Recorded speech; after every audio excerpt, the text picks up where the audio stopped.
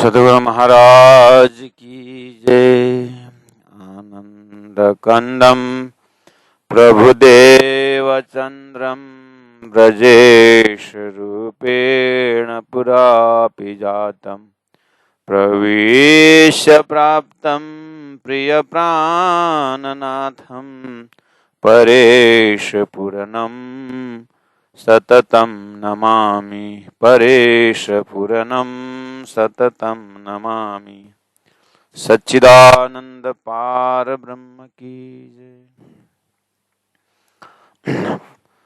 परमादरणीय गीता प्रेमी भक्तजन महानुभाव, तारतम्य गीता प्रवचन में हम उपस्थित हो चुके हैं। दूसरा अध्याय सांख्य योग, श्लोक नंबर 38 तक हम लोगों ने चिंतन कर चुके हैं। सुख दुखे समे कृत्वा लाभ लाभो जया जयो ततो युद्धाय युज्यस्व नैवं पापमवाप्स्यसि नैवं पापमवाप्स्यसि। श्री कृष्ण उपदेश दे रहे हैं अर्जुन के माध्यम से हमें कि हम आत्मा स्वरूप से सच्चिदानंद स्वरूप हैं। ये एक आइडेंटिफिकेशन हमारे बीच है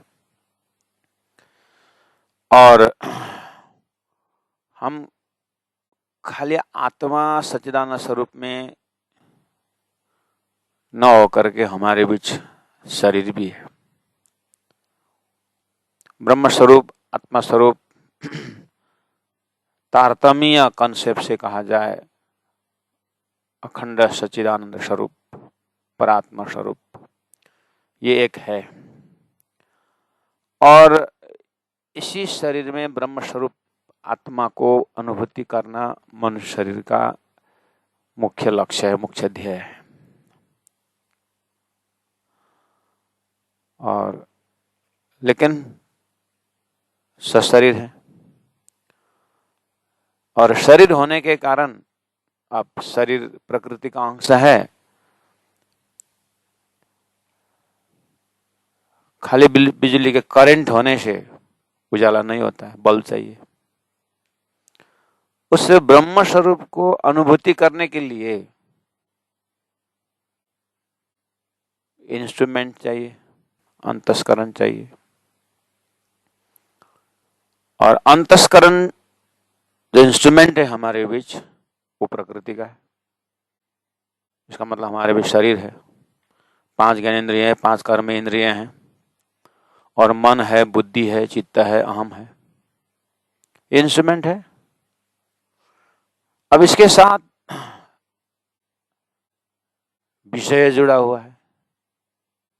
कर्म इंद्रिय का वाक पानी पादुपस्थ पायु जुड़ा हुआ है और ज्ञानेंद्रिय के साथ शब्द है, स्पर्श है, रूप रस है, गंध है और मन के साथ संकल्प है, विकल्प है। बुद्धि के साथ निश्चयात्मक इसका गुण है, चित्त के साथ चिंतन करने की क्षमता है। इंस्ट्रूमेंट सब है, लेकिन इस बीच में जब कर्म होता है तो पाप और पुण्य का, पाप का भय है, पुण्य का लोभ है और इसके साथ कर्म बंधन भी है। बंधन भी है, हमें मोक्ष भी होना है और मोक्ष के लिए भी कर्म करना ही होता है और बंधन के लिए तो कर्म ऑटोमेटिक बंधन हो ही जाएगा। इन सभी कंफ्यूजन में जिज्ञासु आत्माओं को अड़चने आती है। जो होशियारी आत्मा है, जिन्होंने ब्रह्म का उद्देश्य अर्थात आत्मा का उद्देश्य जिन्होंने जाना पहचाना, अब वो इस कंफ्यूजन से निकलना चाहते हैं। अर्जुन सामने में है। अर्जुन को कर्म करना भी है, वो अपने पर अन्याय भी हुआ है और बंधु बांधव हैं, गुरु हैं, पितामह है, हाथ में बाण है, धनुष है, और पाप और पुण्य का डर भी है, न्याय के विरुद्ध लड़ना भी है, अन्याय के विरुद्ध लड़ना भी है, न्याय को हासिल करना है। भगवान श्री कृष्ण का उपदेश भी है, और हाथ में बाण लिए हुए हैं, धनुष है, और बोल रहे हैं कि कर्म करो। अर्जुन कहता है पाप नहीं लगेगा, कृष्ण बोलते हैं नहीं लगेगा। कैसे नहीं लगेगा? इन सारी कंफ्यूजन को वर्तमान स्थिति श्री कृष्ण के साथ जो है और अर्जुन के साथ जो बीत रहा है, तो कहा कि 38 नंबर श्लोक में, अच्छा अर्जुन एक काम कर, सुख में दुख में है, लाभ में हानि में, जय में विजय में, संसार तो यही है, एक तरफ लाभ एक तरफ हानि है। मुझे नुकसान हुआ तो किसी को नाफा हुआ, किसी को नाफा हुआ तो मेरे को नुकसान हुआ, किसी का जय हो तो किसी को पराजय। मेरे मैं विजय को हासिल कर रहा हूँ, नाच रहा हूँ, दूसरा एक दुखी होकर के वहां पर तड़प रहा होगा, हार स्वीकार करना पड़ा होगा। मैं सुखी माँ से सामने में दुखी, खिचड़ी तो है। अब ऐसे क्रिएशन जो है, सृष्टि जो है, अब बनाया ऐसा है, जो भी बोलो। तो मैंने गुरुजी मंगलदास जी की भी कहानी सुनाई आप लोगों को, उन्होंने ऐसे सृष्टि कैसे बनी, एक ओम बहुश्याम से बना। तो गुरुजी ने कहा कि जैसे भी बनी ना, यहां से निकलने के उपाय करो। तो निकलने के उपाय करने के लिए भगवान श्री कृष्ण ने कहा, अर्जुन समय कृत्वा, इन सबको बराबर समझ करके, इन सबको लाभ हानि से आप तुम ऊपर उठ करके,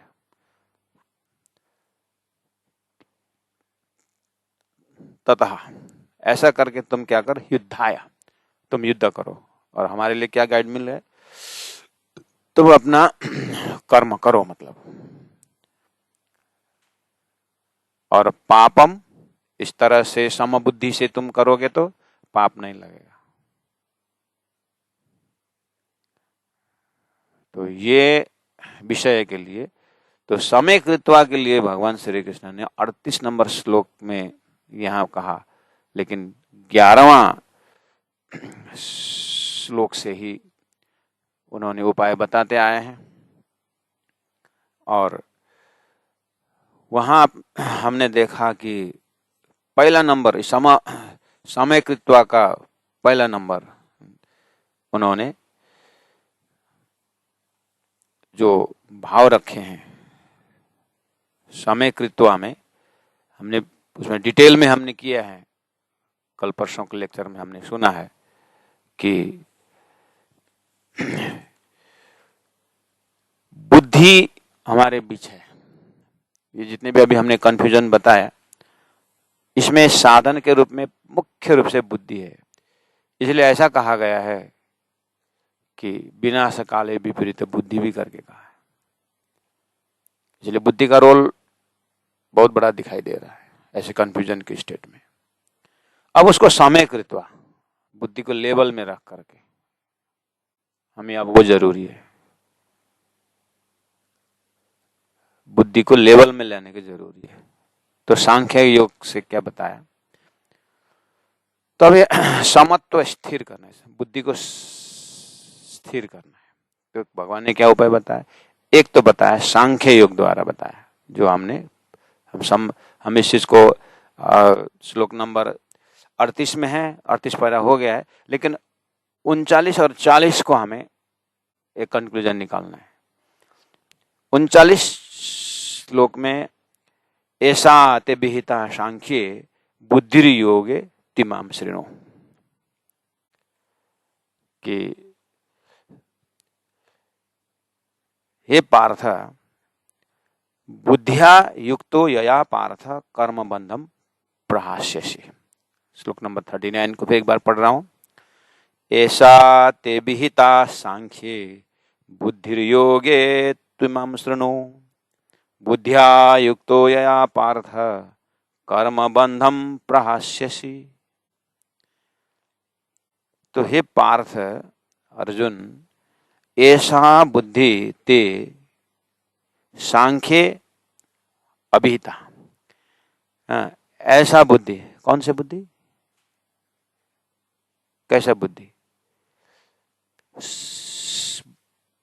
यह समबुद्धि के विषय में तेरे लिए सांख्य अभिहिता, सांख्य योग द्वारा मैंने समझाया। अभी तक जो सांख्य बोल गीता सांख्य चल रहा है, लेकिन उसके लिए हमने 38 नंबर तक में जो सांख्य योग की बात की वो क्या है। सांख्य योग में क्या सुना हमने, ज्ञान। ज्ञान में क्या सुना, हमारे पास देह और देही है, आत्मा और शरीर है। बस आत्मा का क्वालिटी को देख करके उन्होंने कहा कि आत्मा इस तरह से नैनम छिन्दन्ति शस्त्राणि, यानी आत्मा की अमरता, अखंडता, अजरता, उस तरफ पर ध्यान दिलाया, है ना। उसके बाद शरीर का नश्वरता के ऊपर, इससे क्या हुआ, हमारा मन स्थिर हुआ, मतलब बुद्धि स्थिर हुई हमारी। समय बात क्या, समय कृत्वा, बुद्धि को बैलेंस में लाना है पहले। तो इस विषय में सांख्य अभिहिता यानी सांख्य योग से तुमने सुना।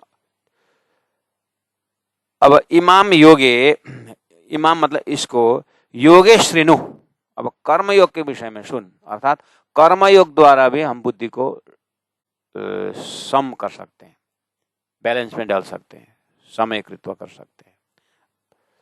कर्म योग से सुन, जिस समबुद्धि के द्वारा, समबुद्धि से युक्त हुआ, युक्त कर्म बंधम प्रहास्यसि, तुम कर्म बंधनों से भली भांति त्याग देना, यानी उसके तुम नष्ट कर डालोगे, कर्म बंधन जलाओगे तुम समबुद्धि द्वारा। लेकिन समबुद्धि सांख्य योग से तो मैंने सुना है, अब कर्म योग से सुन। कर्म योग को तूने अच्छी तरह से तूने अगर समझा ना, तो बुद्धि बैलेंस में आ जाएगा। उसके बाद तू फिर चाहे भक्ति योग कर, चाहे ज्ञान योग में आगे बढ़, चाहे कर्म योगी बन। अब तेरा बुद्धि ट्यून होने के बाद कर्म बंधन भी छूटेगा, पाप भी नहीं लगेगा, मोक्ष भी प्राप्त करेगा,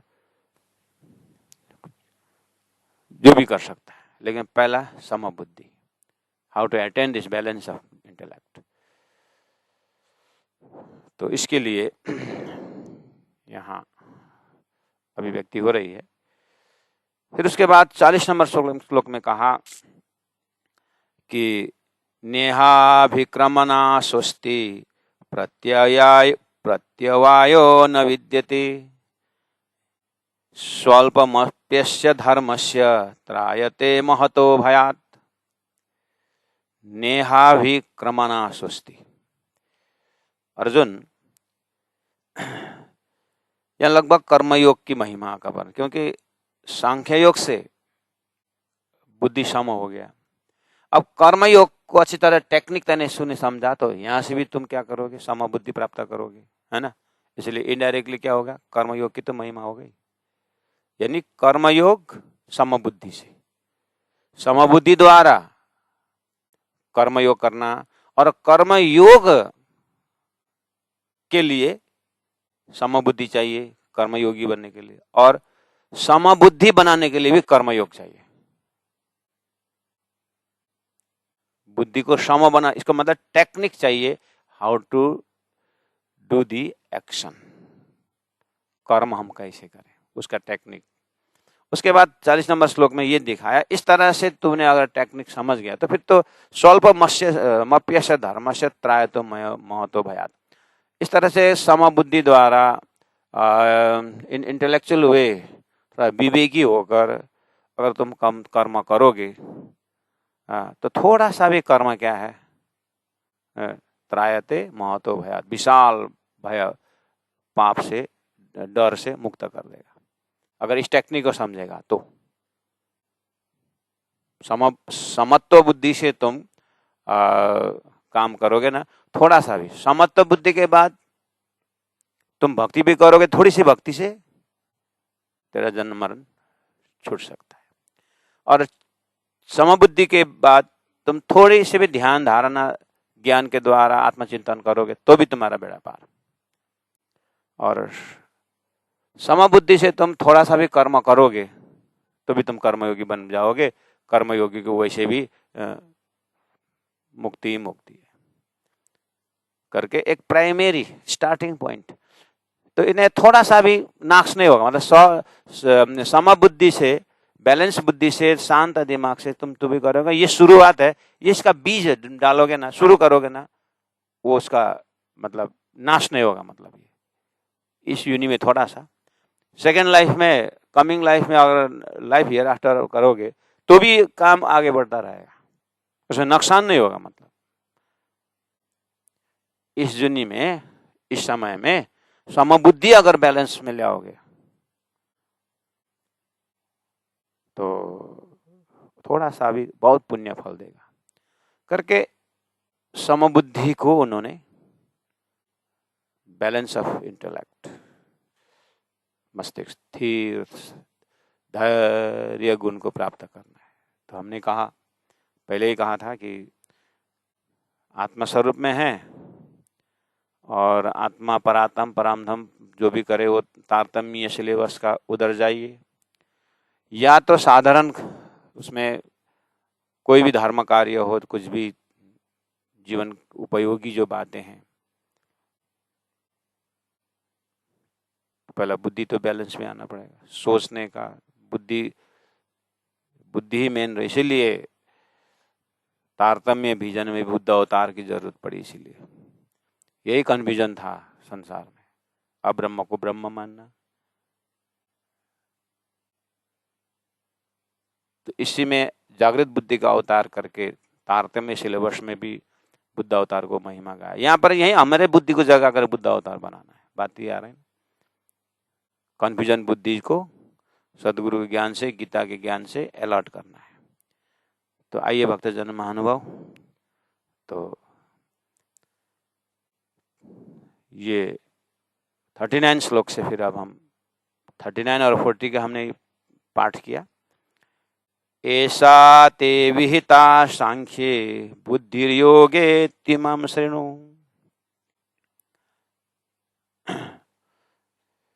बुद्ध्या युक्तो यया पार्थ कर्म बंधम प्रहास्यसि। तो आइए अब थोड़ा सा हृदय में उजाला डालने की प्रयास करें अलग अलग एंगल से। पहला नंबर, अपने को समत्व स्थिर रखने के लिए और पूर्णता के साथ कर्मयोगी बनने लिए, ज्ञानी, भक्त, सुहागिन जो भी बनना है आगे, तो सांख्य योग द्वारा विवेकी होकर।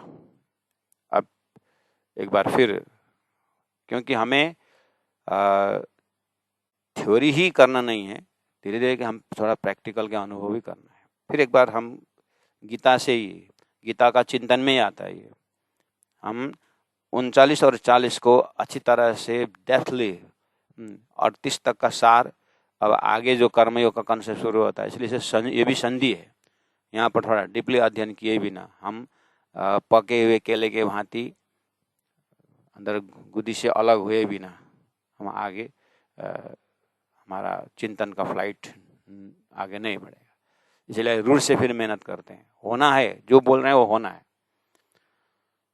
तो एक तो उपाय है सांख्य योग द्वारा विवेकी होकर, दूसरा कर्मयोगी में क्या है, समर्पण भाव से जा करके, या तो फिर परम सत्ता के ऊपर आस्थावान बन करके हम बुद्धि को बैलेंस में डाल सकते हैं। तो आपने देखा कि अध्याय 2 का 11 से 30 नंबर श्लोक तक, क्योंकि इसी सूत्र के गहराई में जाकर, इसी सूत्र के गहराई में जाकर हमें पूरा सक्रिय भी होना है, आत्मीयता भी अनुभव करना है और जीवन दिव्य भी बनाना है और मोक्षवान बनाना है। तारतम्य भाषा में कहे तो कहनी लीला अक्षरातीत की परात्म के पार भी होना है। तो शास्त्र, वेद, संत, महात्मा, गीता, हम परमधाम से ब्रह्मात्माओं को ऐसे खेल के अंदर ऐसे बुद्धि इंस्ट्रूमेंट मिला हुआ है। जागृत बुद्धि की बात कर रहे हैं तो जागृत बुद्धि भी तो जलाचार हुए, यहाँ बुद्धि भी तो कंफ्यूजन हुई है। इसको कैसे समझाएं, कैसे इसको अपने अस्तित्व में ले आए। उसको वास्तविक स्वभाव में कैसे लें, इन उलझनों से इसको कब कैसे ऊपर उठाएं। तो प्रयास किया गया 11 नंबर श्लोक से 30 नंबर श्लोक तक। आपने देखा कि देहा देही का ठीक ठीक विवेक होने पर समता में अपने आप स्वतः सिद्ध जो है स्थिति को अनुभव हो जाता है। क्योंकि देह और देही में मतलब शरीर, गुरुजी मंगलदास जी को बार बार याद, सुक्ति को याद आती है। इसी जितना जितना हायर मतलब इन डेप्थ में जाते हैं कि 1 के बाद 3 शून्य के बाद 1000 की जो उदाहरण है, बार बार, आज 22 साल हो गया मैं यही बोलता हूँ, बोल रहा हूं। एक में स्थिर होना, वो एक ही तो परमात्मा है, एक तो परात्म है, एक तो मूल मिला हुआ है। बाकी शरीर संसार व्यवहार जो है, शरीर संसार व्यवहार, वेद शास्त्र उपनिषद इसको इग्नोर कर रहा है, इससे ऊपर उठा रहा है, यही तो प्रयास चल रहा है। तो उसी को देह और देही की हमने जो मेहनत किया उसमें क्या है कि अब बुद्धि समता की बात है। जब हमारा अटैचमेंट बॉडी से है, देह से है, तो देह में राग है, देह में बहुत कुछ ईर्ष्या है, देह में द्वेष है, ये सब प्रकृति ने दिया हुआ है। अब बुद्धि इसमें जब बॉडी से उसका अटैचमेंट हुआ तो बॉडी के शरीर के संबंधियों के साथ अब कैसे बैलेंस में हो सकता है। अर्जुन को यही हो रहा है ना। इसलिए आत्मा चिंतन का एक बार शरीर और अलग करने के बाद आत्मा स्थिति में स्थिर होने का, तो इसीलिए देही में स्थिर होने की बात कही। इसका मतलब हमारी बुद्धि अब आत्मा तक पहुंचे तो आत्मा स्थिर है, वो शांत है। बस इसी फॉर्मूला को तारतम्य, समस्या ये है ना, बुद्धि फ्लक्चुएट हो रहा है, बुद्धि कंफ्यूजन में है। तो बुद्धि को स्थिर करने के लिए हमें अब क्या दिया, वेदों ने, उपनिषदों ने आत्मा में स्थिर रहो, देह और देही के भाषा से करके गीता से आधार ले लिए। अब महामति प्राण जी अर्थात तारतम जो है वो परम धाम में स्थिर, वो परातम में स्थिर, मूलमिला में स्थिर, ब्रह्मलीला में स्थिर। उसके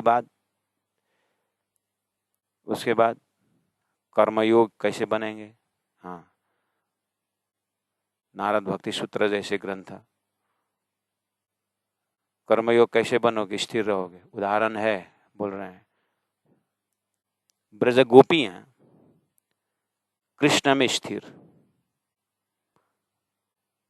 ब्रह्मज्ञानी मतलब वेदांत शास्त्र द्वारा या आत्मा में स्थिर, उसके बाद कर्म करो। भक्ति शास्त्र श्री कृष्ण में स्थिर, उसके बाद कर्म करो। तारतम परात्मा परम धाम में स्थिर, फिर कर्म करो। तो समत्व बुद्धि ने स्थिरता का सत्संग पाया। श्री कृष्ण ऐसे स्थिर इन द सेंस तत्वतः स्थिर। तो क्या हुआ, काम करता अति घनोरेपन खिन नव छोड़ियो निहारे। इससे बड़ा कर्मयोगी कौन हो सकता है। ब्रज गोपियों को उदाहरण देते हुए महामति प्राण जी तारतम में कहा कि काम करता अति घनो। देखिए, तो ब्रजलीला का पूरा भक्ति साहित्य से भी हम देखें बुद्धि को स्थिर करने के विषय में, श्री कृष्ण में स्थिर होने के पश्चात अब यहीं पर आया ना, भगवान श्री कृष्ण भी यही बात कर रहे हैं आगे जाकर के, जब उनको हर एक चीज में जो है कंक्लूजन देना होता है, सर्वधर्मान परित्यज्य मामेकं शरणं व्रज। वो क्या बोल रहे हैं, सर्वधर्मम, मैं तेरे को सब चीज दिखाई दिया, लेकिन याद कर अर्जुन, तेरा उद्धार जो है ना, सर्वधर्मान परित्यज्य मामेकं शरणं, मेरे शरण में आ जा। स्थिर होने की बात बताई। तो स्थिर बुद्धि का इतना बड़ा रोल है आगे जाकर के। तो स्थिर बुद्धि होने के बाद लक्ष्य क्या दिया? उत्तम हाँ पुरुषस्तु अन्य परमात्मा इति उदाहरित, वहां भी तो लक्ष्य दिया। तो पूरा 9 स्कंद तक भागवत को देखे तो स्थिर होकर बुद्धि स्थिर की बात करोगे तो गोपियों अगर भागवत का सारी अगर ब्रजलीला है तो ब्रजलीला जमीन से तो पुण्यवान है ही, लेकिन सीखना क्या है ब्रजलीला? गोपी। तो गोपी से क्या सीखना है? कर्म व्यवहार। तो काम कराते अति घनो, तारतम ने कहा,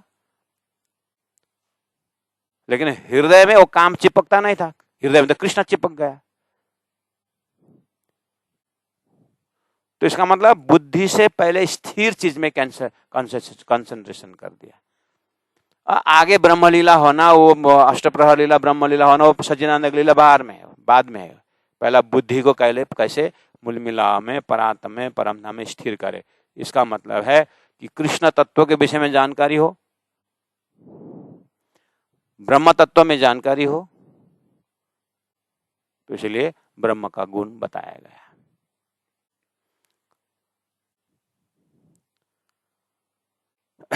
और इसीलिए अब यहाँ देह से ऊपर उठाने के विषय स्थिरता की बात तो कही, लेकिन बुद्धि एक ही साथ स्थिर तो नहीं होगा। पहले खेल देखा है कि पीछे मूलवतन करके धनी ने भी कहा, पहले खेल देखा है। तो खेल कैसा? खेल का पार्ट है। खेल का पार्ट कौन का है? ये शरीर खेल का पार्ट है, हमारा मन खेल का ही अंग है, हमारी बुद्धि खेल का ही अंग है। तो अभी तो जलाचार मिला, जलाचार हुए, तो ये खेल में तो मिश्रित है। जितना हम बोल रहे हैं उतना कार्य में आने तो मुश्किल है, उसके लिए तो टाइम लगेगा। तो अब इसको कैसे इस तरह से निकाल, समबुद्धि को जो है जब देह के साथ जब बैठ जाता है तो देह के साथ ये क्या करेगा? राग है, बहुत कुछ है इसके अंदर। तो थोड़ा सा ये वाला चीज।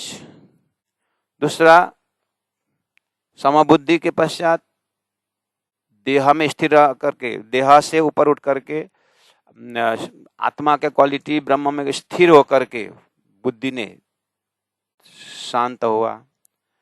उसके बाद कर्म करने की जब बात आई तो ब्रजलीला ने कर्म की है। संत मोहन राजा जनक भी कर्म को उदाहरण भगवान श्री कृष्ण देते हैं। भगवान स्वयं भी बोलते हैं, मुझे भी देख, मैं कर्म कर रहा हूं, लेकिन मैं कैसे कर्म कर रहा हूं? मेरा अंदर का क्वालिटी जो है वो समबुद्धि का। इसीलिए पहले तुम समबुद्धि के विषय में, बुद्धि को कैसे बैलेंस में लाओगे उसके लिए। तो अब कर्म योग से सुनना है इसी चीज को, सांख्य योग से तो सुना है। तो बोले 29वां में ये जो 39वां श्लोक में कहा कि यह समबुद्धि तेरे लिए कर्म योग से सुन। अच्छा, कर्म योग से सुनो, ठीक। तो कर्म तो बंधन का कारण है। हाँ, अब आए लाइन पर। तो पहला नंबर ये सुनो, कर्म बंधन क्या है? पहला, कर्म बंधन किसे कहते हैं?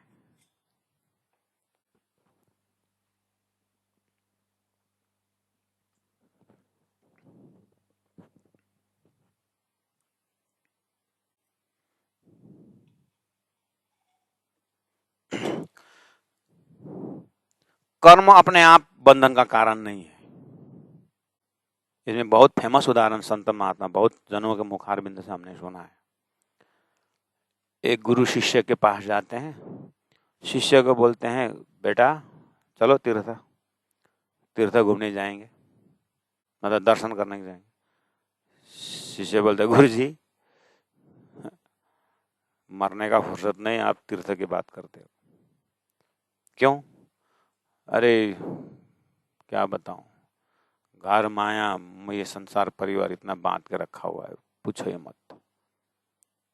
तो गुरु ने कुछ नहीं बोले, उस समय बातचीत की हुए, थोड़ा नीचे आ गया। अब जब मैं जा रहा हूँ तुम्हारा फुर्सत नहीं है तो करके नीचे उतरे और नीचे एक पेड़ को पकड़ लिया और इतने चिल्लाए, गुरु मुझे ये पेड़ ने पकड़ रखा है, मुझे बचाओ बचाओ बचाओ, मुझे छुटाओ, ये वृक्ष ने मुझे, पेड़ ने मुझे पकड़ के रखा है। कौन चिल्ला रहा है? शिष्य आया तो इधर उधर घूम घाम के देखता है, कहीं बिजली में करंट, मतलब पेड़ में करंट तो नहीं आया। इधर देख, कुछ नहीं। गुरुजी आप भ्रम में पड़ गए, ये वृक्ष ने आपको नहीं पकड़ा है, आपने वृक्ष को पकड़ा है।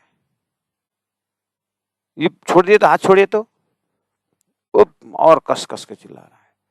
गुरुजी आप थोड़ा शांत दिमागदारी दिमाग से देखो, पेड़ को आपने पकड़ा है, पेड़ ने आपको नहीं पकड़ा है। गुरु ने बोला बेटा यही शिक्षा देने के लिए, तूने भी कर्म पकड़ा हुआ है, घर पकड़ा हुआ है, घर ने तेरे को नहीं पकड़ा है। यू टोटली फ्री, तुम छोड़ दो। हाँ, कर्म ने तेरे को नहीं पकड़ा है, तूने कर्म पकड़ा है। कर्म अपने आप में बंधन का कारण नहीं है, कर्म ना मोक्ष का कारण है। कर्म कर्म है, तू उससे मोक्ष प्राप्त करेगा कि बंधन खड़ा करेगा, तो तेरी बुद्धि इसमें बड़ा रोल करता है।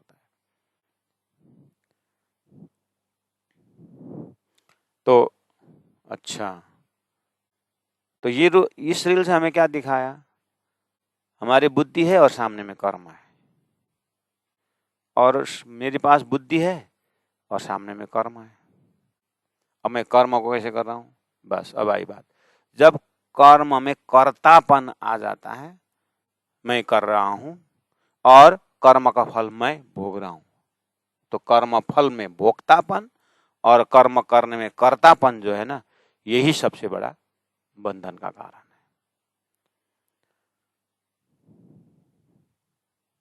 अब जब कर्म में कर्तापन आ गया ना,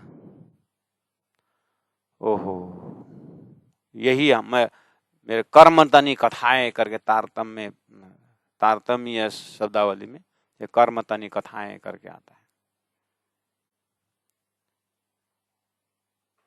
जो यानी आत्मा अपने आप में सागर है, विशाल है, आत्मा अपने आप में अखंड है, स्वतंत्र है।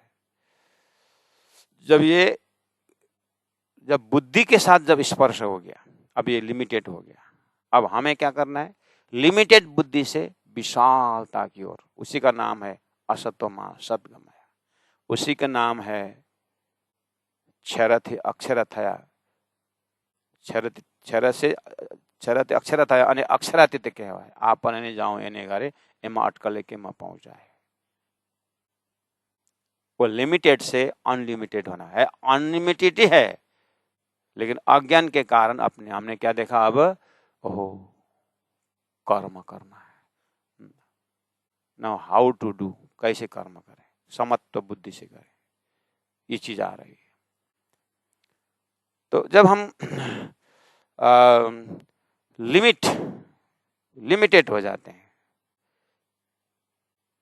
बुद्धि के साथ लिमिट हो गए, अब मन के साथ लिमिट हो गए, ये छोटी छोटी चीजें, मन बुद्धि ये है ना। इसी को प्राणजी महाप्रभु ने तारतम्य में, ब्रज से रास में जाते समय सब कुछ था, वंशी के नाद पर सब गौपद वच हुआ, क्यों? क्योंकि तुमने विशाल श्री कृष्ण के साथ तुमने संबंध रखा था।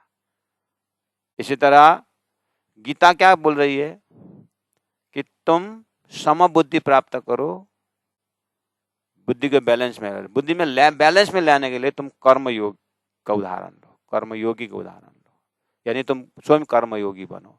कर्मयोगी बनने के लिए क्या करना पड़ेगा? समत्व बुद्धि के विषय में चर्चा होनी चाहिए। अब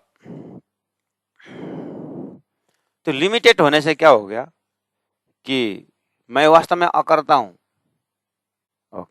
कर्तापन आ गया, छोटा बना दिया। मैं वास्तव में मैं दृष्टा हूं, लेकिन दृश्य बन जाता हूं। तो तारतम्य में क्या बोला? तुम खेल देखने आए थे लेकिन खेलने लग गए, तो लिमिटेड हो गया ना, तो बुद्धि छोटी हो गई ना। अब उसके बाद शुरू होता है मैं मेरा, अब ये शुरू हो जाता है, तो वास्तविकता से बहुत दूर चले जाते हैं। अब इसमें अपने आप को ज्ञान से, भक्ति से, इष्ट से, उस स्थिर ब्रह्म के संग, सत्संग से बार बार चिंतन करते हुए, जैसे सर्प जो है उसे केचुल को छोड़ देता है, सर्प जैसे केचुल को छोड़ देता है, ऐसे ही ज्ञान से धीरे धीरे ये बुद्धि उस लिमिटेड मैं से छोटा आई बोलते हैं ना अंग्रेजी, स्मॉल आई बोलते हैं जिसको, कैपिटल आई नहीं बड़ा आई, स्मॉल आई जो है वो इगोइस्टिक छोटापन है, उसको सर्प जैसे कैचुल को छोड़ देता है, ऐसे ही धीरे धीरे उसके उससे हमें ऊपर उठना होता है। प्राज्ञ जी ने तारतम्य भाषा में इसी चीज को कि सुख शीतल करो संसार कथी माय, तो बड़ा से जुड़ने के बाद क्या होता है, ये कर्म बंध अपने आप चला जाता है। तो ये अब इसके ऊपर जो मैं और मेरा के विषय में छोटा बनाने का, ये छोटा बना देता है और समत्व बुद्धि होने नहीं देता है, बहुत फ्लक्चुएशन आता है उसके ऊपर, एकदम इम्बैलेंस होता है। और यही वास्तव में न कर्मयोगी बनने देता है, न असली भक्त बनने देता है, न ज्ञानी होकर के जीना देता है। ये बहुत हलचल मचाता है। इसलिए देह और देही की भाषा से आपको स्थिरता की बात कही। अब कर्मयोग में स्थिरता आना है, कर्मयोग भी बनना है और स्थिर भी होना है, या स्थिर होकर के कर्मयोग करना है, दोनों जा रहा है।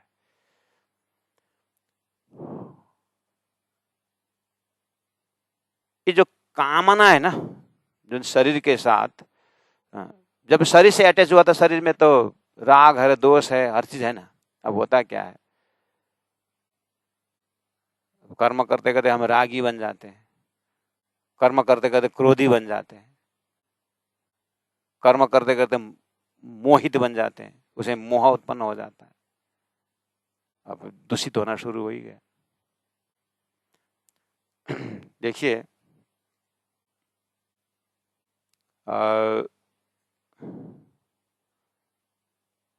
आपके घर में मेहमान आए, ठीक है, मेहमान आए हैं, डाइनिंग हॉल में बैठे हुए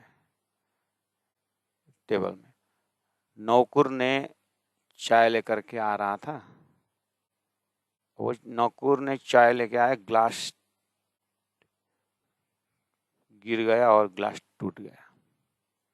और आपके जो दोस्त है, पड़ोसी अड़ोसी, आपका एकदम क्लोज फ्रेंड, आपके 8-10 जने मेहमान घर में आए, तो उसने देखा कि घर में मेहमान आए, तो हेल्प करने के लिए, घर में गेस्ट आया तो हेल्प करने के लिए वो भी आ गए।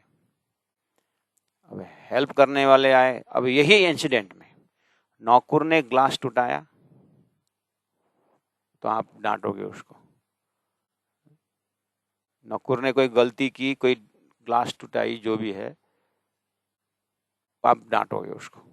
वही जगह में अगर दोस्त जो हेल्प के लिए आए थे और वो बेचारा मतलब सहयोग कर रहे थे इधर उधर, तो उसके हाथ से ग्लास टूटी, तो आप क्या करोगे?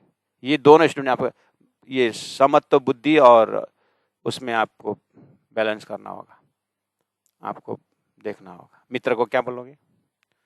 मित्र के हाथ से ग्लास टूटा, बेचारा वो अपने हाथ से ग्लास टूट गया, वो ग्लानि फील कर रहा है कि अरे मेरे से गलती हो गई, है ना। उस समय आप क्या करोगे? नहीं, नो प्रॉब्लम, कुछ नहीं करके आप उसके न डांटोगे, कुछ नहीं कहोगे। ये जो मित्र जो है, उसके प्रति आपका ऐसा भावना क्यों हुआ? और नौकर के ऊपर आपको डांटने की आपके अक्ल कहां से आई? क्यों? क्योंकि नौकर सकामी है, मित्र निष्कामी है। इसीलिए नौकर सकाम भक्त है, वो जो नौकर है वो काम करे बाबत उसको कुछ पैसा दे रहे हो आप, इसलिए पैसा देने के कारण, वो सकामी होने के कारण उसको नौकर को डांट पड़ा।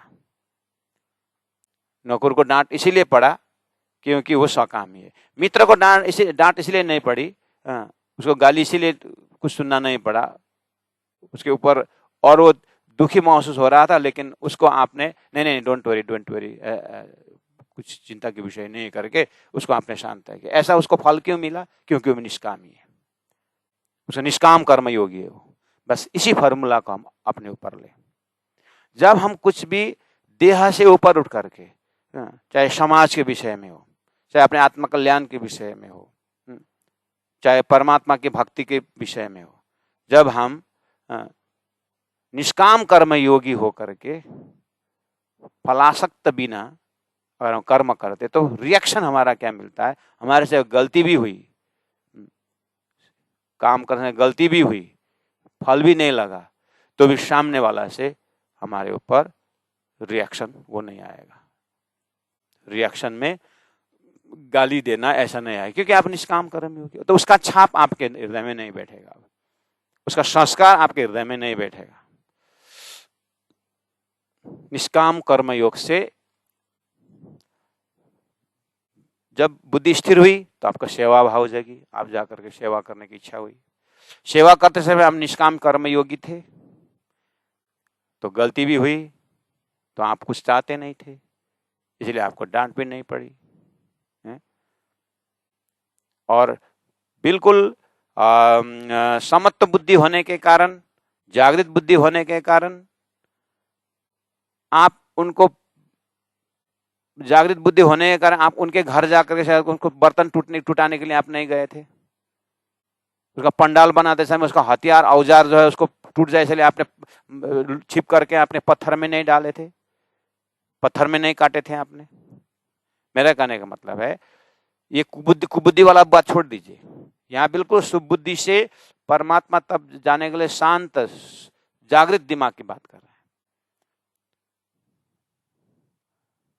तो बैलेंस बुद्धि में ये, इस तरह से जब हम विशालता से जुड़ते हैं तो अब आई बात वसुदैव कुटुंबकम वाली बात आई, विशालता के जोड़ने का मतलब समबुद्धि विशालता के साथ प्राप्त होता है, और जितना विशालता अनुभव होता है उतना बुद्धि और समत्व होता जाता है। तो ये जो बीच में एक मई का रोल है, इसका मतलब तो आइडेंटिफिकेशन जो है वो एकदम सकामी है, मन मैं जो एक है अंदर क्वालिटी अज्ञान वाला, तो इसके ऊपर प्राणनाथ जी ने भी बहुत जोड़ तोड़ से कहा है। तो पहले देह और देही की बात कही ना, देह के साथ रिलेटेड होने के बाद इसका बहुत बड़ा ये बना थे बाग बिस्तरियो, यानी इसके बाद पूरा बगीचा शुरू हो जाता है माया का। पहला उसको तंतु को तोड़ने के लिए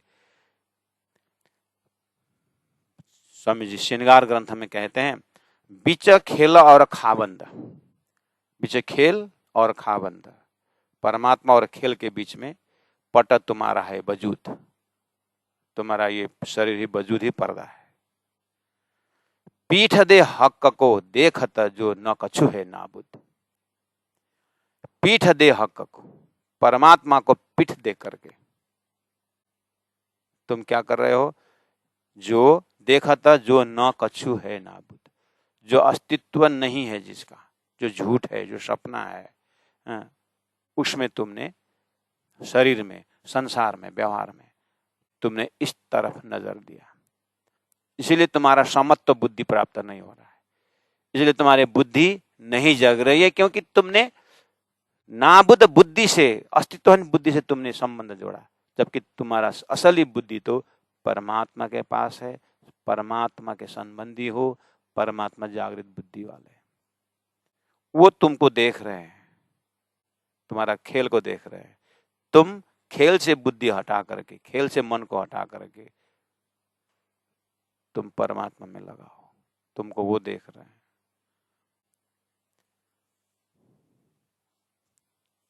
और इस तरह से समत्व बुद्धि के लिए जो देह से पहले उठने की सबसे बड़ा, सभी का यही चिंतन है,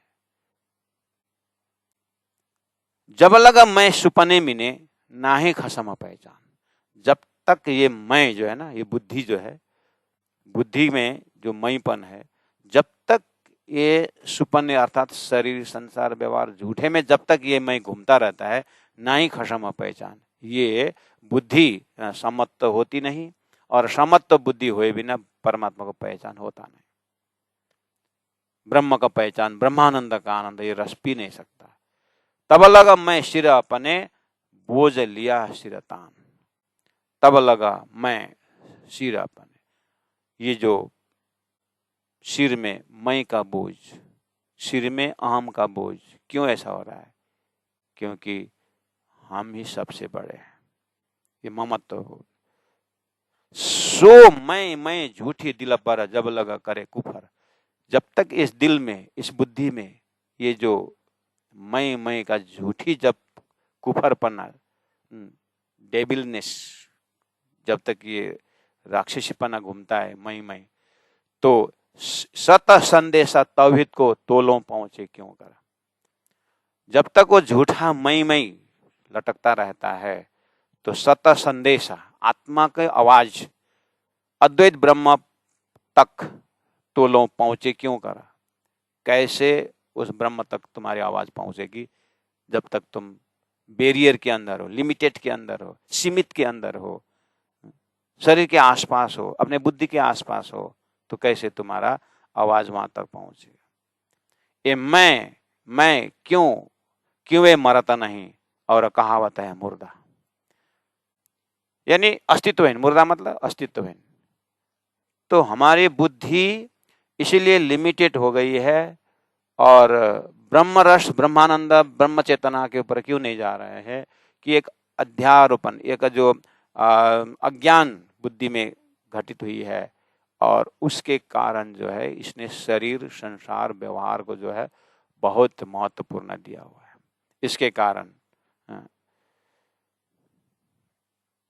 इसीलिए तारतम कहता है, पहले पितु शरबत मौत का करते हैं किक मुकर्रर। तारतम का मौत पे शरबत, मौत का शरबत पी ले तू। कहने का मतलब एक बार मरना पड़ेगा।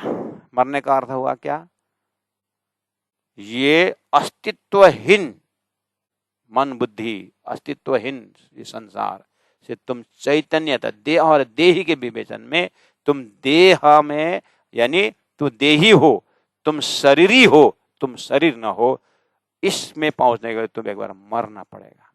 पहले पीते शरबत मौत का। कैसे? दुनिया तुमको मतलब मुर्दा कहे, लोग तुम्हें एक बार के लिए मुर्दा ही साबित, तो इतना स्वीकार करने का हिम्मत चाहिए। इतना आसान से वो ब्रह्मानंद रस का आनंद नहीं ले पाओगे। इस तरह से प्राणा जी ने भी जोड़ तोड़ से इस विषय में चर्चा की। बहुत लंबा विषय है, लेकिन संकेत शुरू किए। तो चाहे गीता से हो, चाहे कोई भी शास्त्र से हो, पहली बात है समत्व बुद्धि का हासिल करना। श्लोक नंबर 39 में उन्होंने कहा। उसके बाद 40 नंबर में कहा कि इतना करने के बाद अगर तुम स्वल्पमप्यस्य धर्मस्य त्रायतो महतो भयात, कम से कम निष्काम कर्मयोग को तुम शुरुआत कर अर्जुन, वो मरेगा नहीं, वो बढ़ता जाएगा। और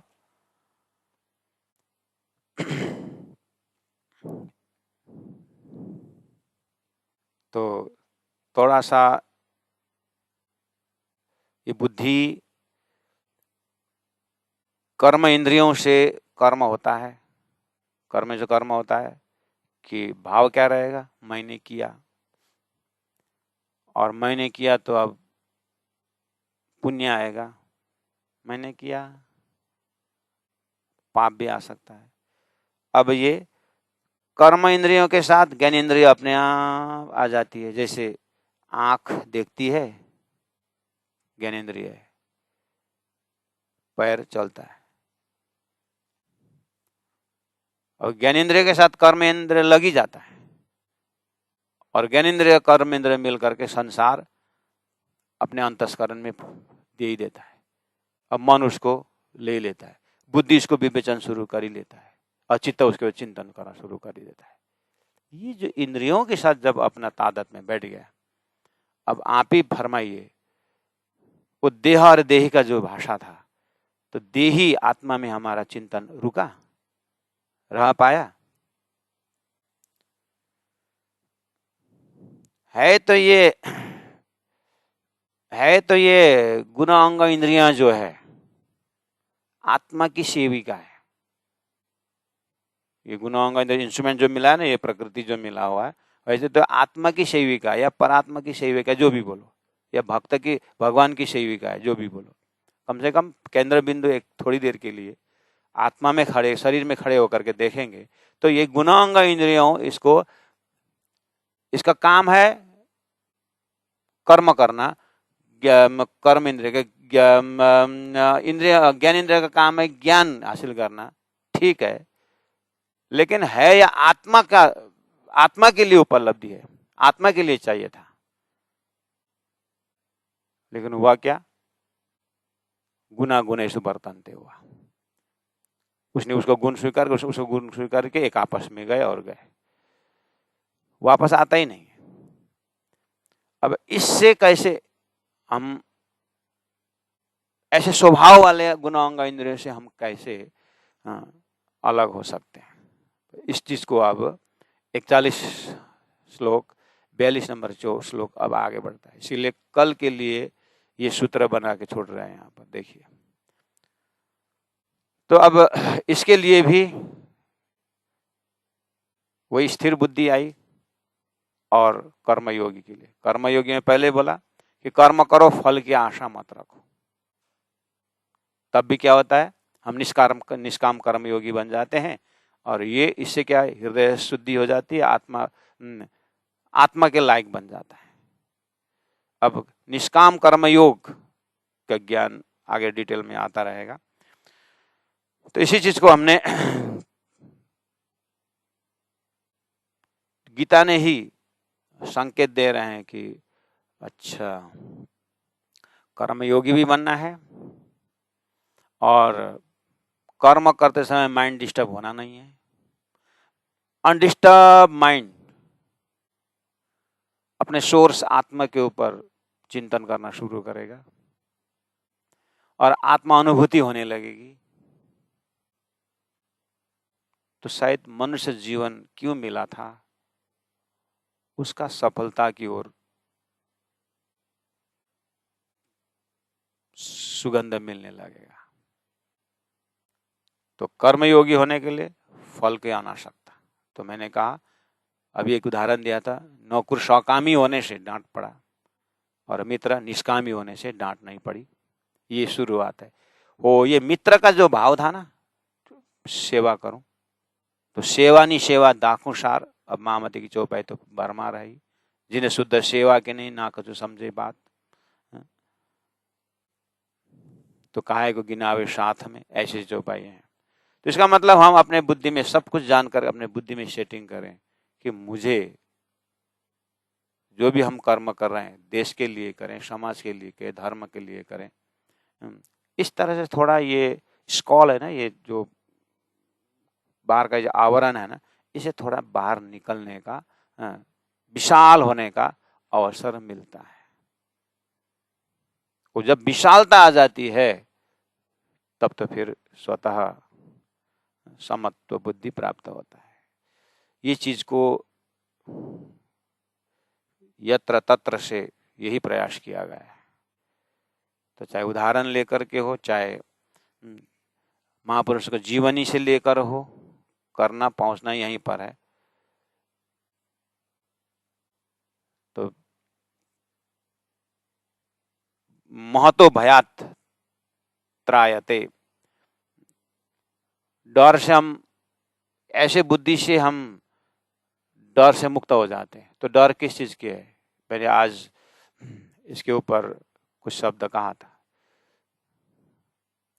कहने का मतलब है, डर हमारे अंदर है, एक तो भयंकर भयात, महत्व है, महान भय बोला है। महान भय में तीन आता है महान भय में।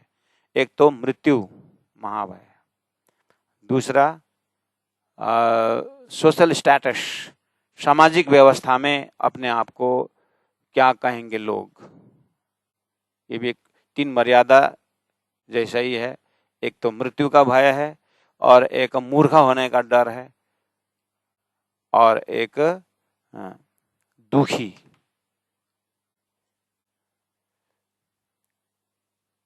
तो निष्काम कर्म योग से हो, चाहे देह देही के भाव से हो, जब हम वो बृहत ब्रह्म तत्व में स्थिर होते हैं तो हम मृत्यु के भय से ऊपर उठते हैं। कैसे? मैं सत हूं ना, परात्मा हूं ना, परमात्मा अंश हूं ना, कुल मूल हमारा आनंद है ना। देह में यही तो आ रहा है, अजर होना, अमर होना।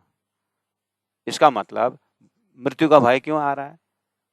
वो मृत्यु का भय, मृत्यु गुण तो शरीर का है। इसका मतलब मृत्यु से भय हो रहा है, इसका मतलब मैं सत से नहीं जुड़ा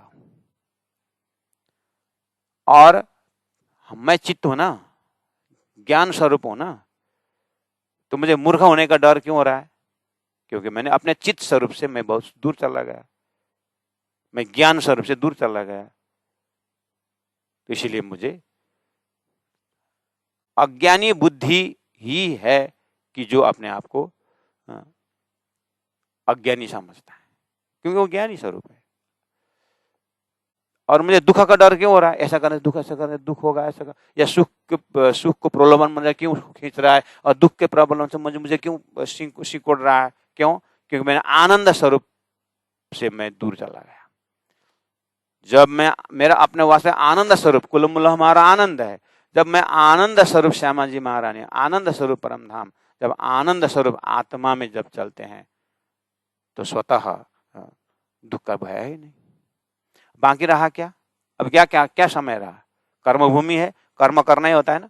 तो कर्म करना है तो फिर टोटली फ्री होकर के, टोटली डेडिकेट होकर के हम कुछ भी कर्म इन द सेंस समाज सेवा के विषय में, दुखों को, दूसरों को शांति देने के विषय में, उसको आनंद देने के विषय में बहुत समय मिल जाता है। एट द सेम टाइम हमारा उद्धार भी साथ साथ में हो रहा है। इसीलिए त्रायतो महतो भयात स्वल्पमपि धर्मस्य, ये निष्काम कर्म का जो धर्म है, इससे हमारा इसका नाश नहीं होता है। नाश नहीं होता है मतलब ये अक्षय है। अक्षय मतलब शुरुआत जैसे करो, आगे ये बढ़ता बढ़ता जाएगा, ये बढ़ता जाएगा, लेकिन शुरुआत करना जरूरी है। इसीलिए चैरिटी बिगिंस एट होम।